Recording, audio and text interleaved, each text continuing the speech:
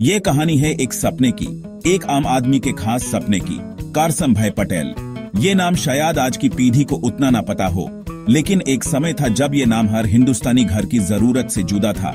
करसनभाई गुजरात सरकार में एक चिमिस्ट थे, एक साधारण सी नौकरी, लेकिन उनके मन में एक आग थी, कुछ बड़ा करने की, कुछ अलग करने की।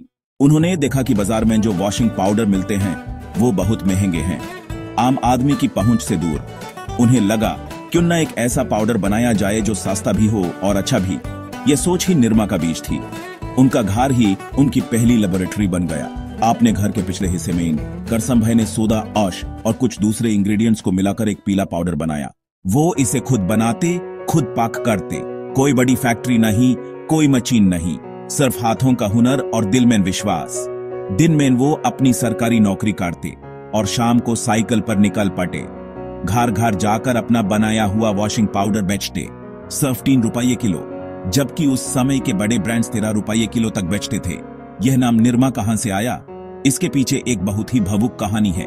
करसनभाई की एक बेटी थी जिसका नाम था निरुपमा। वो उसे बहुत प्यार करते थे। एक दिन एक हादसे में उनकी बेटी की मौत हो गई। करसनभाई टूट गए, लेकिन उन्होंने अपनी बेटी को हमेशा जिंदा रखने का फैसला किया। उन्होंने अपने बनाए पाउडर को अपनी बेटी का नाम दिया, निरमा। जब भी कोई निरमा खरीदता वो उनकी बेटी का नाम लेता। निरमा सिर्फ एक प्रोडक्ट नहीं था, यह एक पिता का अपनी बेटी के लिए अमर प्रेम था। उनकी मेहनत रंग लाने लगी। जिन लोगों ने एक बार निरमा इस्तेमाल किया वो उसके दीवाने हो गए। कपड़े साफ, दाम कम, और क्या चाहिए था? Washing powder Nirma, washing powder Nirma. दूध सी सेफ्टी निरमा से आए, रेंजन कपड़ा भी खिलखिल जाए।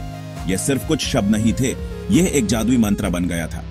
बच्चे, बड़े, शहरी, देहाती, हर कोई इसे गुनगुनाता था।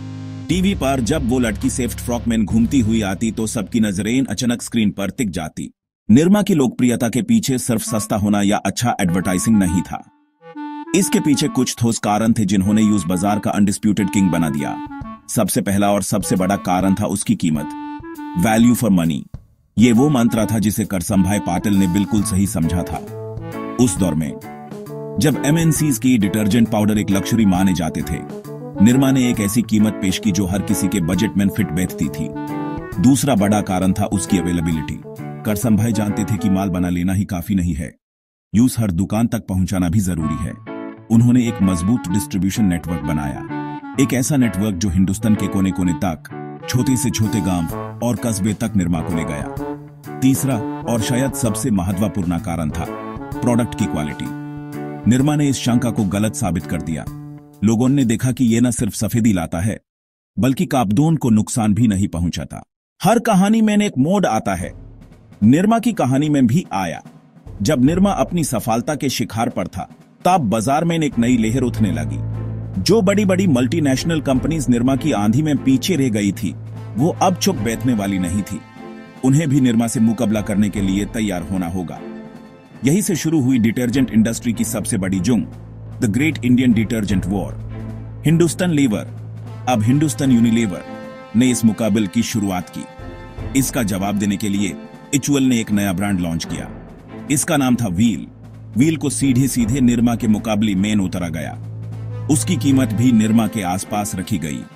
उन्होंने निरमा की तरह ही वैल्यू फॉर मनी का वादा किया, लेकिन उन्होंने एक चीज और जोड़ी, ललिता जी का कैरेक्टर। ललिता जी एक समझदार गृहिणी थी जो कहती थी, भैया, सस्ती चीज और अच्छी चीज में फर्क होता है। यह सीधा निरमा पर एक निशाना था।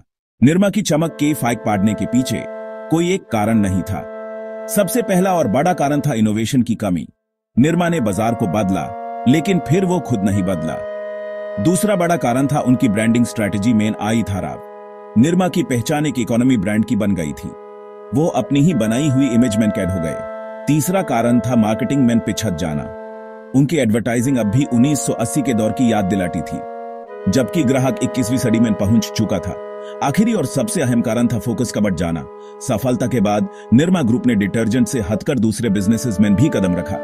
उन्होंने एजुकेशन यानी निरमा यूनिवर्सिटी, सीमेंट, फार्मास्यूटिकल्स जैसे सेक्टर्स में इन्वेस्ट किया।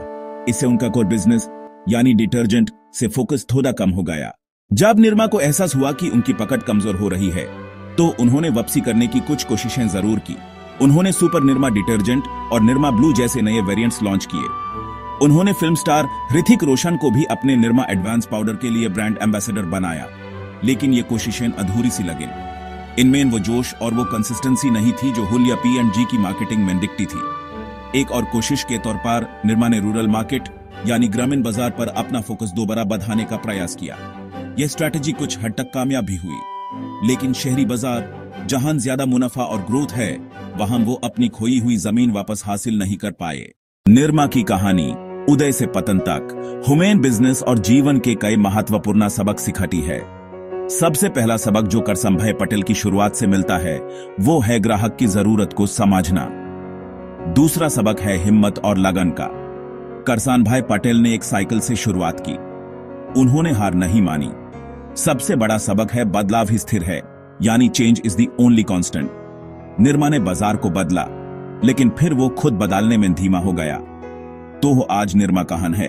नहीं, निरमा आज भी एक बहुत बड़ी कंपनी है। निरमा यूनिवर्सिटी आज देश के बेहतरीन संस्थानों में से एक है, लेकिन इसके बावजूद निरमा की विरासत अमर है। यह सिर्फ एक ब्रांड की कहानी नहीं, यह एक क्रांति की कहानी है। करसनभाई पटेल ने देश के लाखों एंटरप्रेन्योर्स को एक सपना दिखाया। वो सेफ्ट फ्रॉक वाली लड़की, वो वॉशिंग पाउडर निरमा की धुन, वो सबकी पसंद निरमा का वादा, यह सब हिंदुस्तानी पॉप कल्चर का एक अभिन्न अंग बन चुके हैं। अंत में निरमा की कहानी हुमैन उम्मीद देती है। यह एक आम आदमी की असाधारण जीत की कहानी है, और साथ ही यह हुमैन सावधान भी करती है कि सफलता को कभी भी हमेशा के लिए नहीं मान लेना चाहिए। और इसलिए भले ही उसकी चमक आज थोड़ी फीकी पड़ गई हो, निरमा का नाम हिंदुस्तानी बिजनेस के इतिहास में हमेशा सुनहरे अक्षरों में लिखा जाएगा।